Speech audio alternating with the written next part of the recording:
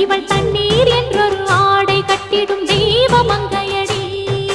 தையம் தீயம் தக்கு தீயம் தக்கு தையம் தீயம் தக்கு தீயம் தக்கு தையம் தீயம் தக்கு தீயம்